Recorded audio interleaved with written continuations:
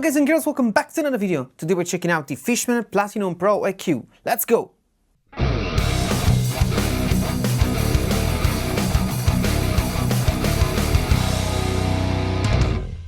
So welcome back. Today we're checking out this cool pedal. It's designed to be used with both bass and guitar. I think it's mostly oriented to the acoustic guitar. Nothing stops you from using it with an electrical force, but I think its main purpose is to enhance the sound of an acoustic guitar in a recording studio, sure, but mostly on a live situation, and of course of a bass too, whether it's electric or acoustic. It's cool because it has also a built-in tuner. It has a boost function, and yeah, it's an all analog pedal. It has send and return. It has a built-in DI with the ground lift and a pre-post switch, so that you can go out from the DI with an affected or unaffected signal from the preamp and the volume. There's an EQ section and a switch to change the EQ behavior from guitar to bass. There's a built-in compressor which is all analog, and yeah, it has a fixed ratio, and it's like one knob. You turn it and it gets more and more of a compression. It has a phase switch, a frequency selector for the middle frequencies, a notch filter that you can turn on and off to affect some resonances or maybe feedback on a live situation. And part of the EQ is a low cut and the brilliance, and of course the boost level and the input trim on the side are there to set the input and the how much boost you want. It works with 9 volt DC or can be operated by a battery. And yeah, the idea is that you bring this with you on live, and whether you're plugged into the PA system or whether you're going into an acoustic guitar amp, you have this to enhance the sound. But enough talking, let's hear how it sounds and I'll tell you what I think.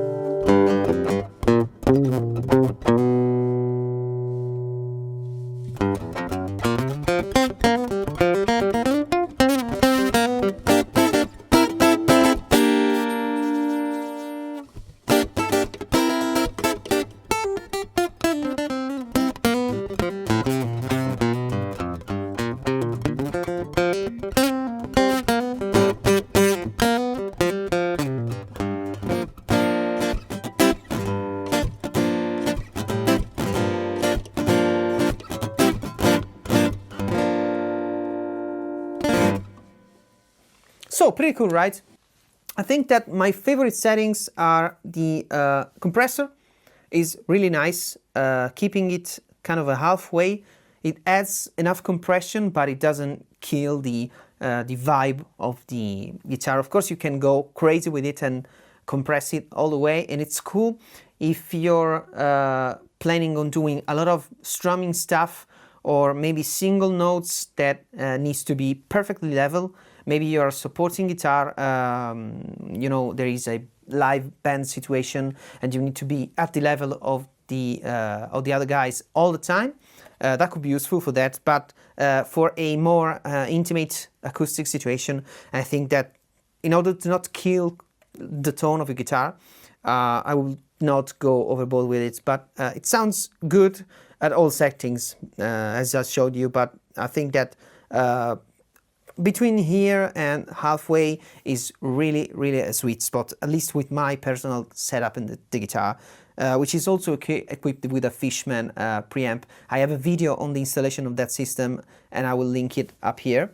The EQ is very powerful, very nice. The notch is very useful, but I noticed that it's useful along with the frequency selector from the middle to cut some frequencies that can be, you know, too boomy in some cases, or can tend to add to the feedback situation. And yeah, that's very cool. The boost is very useful if you're going from a strumming section and to a solo section. Very cool. It's useful, and you don't have to touch the volume on the guitar itself. The tuner works well, but my favorite EQ setting is the brilliance. You can leave it as it is, and just adding a touch of brilliance to the whole sound, I think it makes the guitar breathe a lot more, especially if you tend to have an old piezo guitar, which can be very sharp, but at the same time can lack some air. And the brilliance can bring that air back. In my case, I have a piezo plus mic situation, so maybe the mic adds a little bit of air already, and the brilliance tend to bring that bit of air out. I don't know, it's really subtle, but it's really nice. And yeah, as you noticed, in the end, I found my perfect setting. Of course, considering I was hearing it through here, my particular guitar. Maybe for another guitar, you can do a completely different EQ. For example, for some sounds, I like to cut the mids a bit to leave space for the stuff. But if I'm doing something more solo, more you know, finger style, I will definitely boost some of the mids, because guitar lives in the mid range. That's where you want to be if you want to stand out of the mix. Yeah, and also the low cut. Don't overlook the low cut, it's really important. Of course, for bass can be useful to have less muddiness on, but also for acoustic guitar, especially for you know, big bodied acoustic guitar, or maybe a piezo that has a lot of bass for its nature. Yeah, that could be useful to remove some of the low end rumble that can be found, especially on a live situation where your mic or piezo can pick up some of the other stuff around you, for example the kick. And with the low cut, you can get rid of that and save yourself from going into a feedback. So yeah, overall, I think it's a really nice pedal. It's a little bit pricey, but I have to say there's not a lot like this on the market. So if you're looking for something like this, and from a brand like Fishman, which usually makes great quality stuff, I mean, it's a really good tool to help you get even more out of your instrument in a live situation, whether you have a very inexpensive acoustic guitar to a very boutique acoustic guitar. Usually in a live situation you have the piezo sounding, because even if you have the mic plus piezo combo, most of the times you will be stuck with the piezo because of feedback issues and stuff. Enhancing the sound of the guitar with this pedal is really cool, and yeah, I think it's useful, especially the compressor. Yeah, sounds really nice. It's not too overwhelming, but it's also simple to use, which is something that I like. I'm really happy that you don't have to look, you just turn the knobs and it does stuff. But let me know in the comments what you think. Subscribe if you want to support me, follow me on Instagram. I also have a Patreon if you want to support me even more.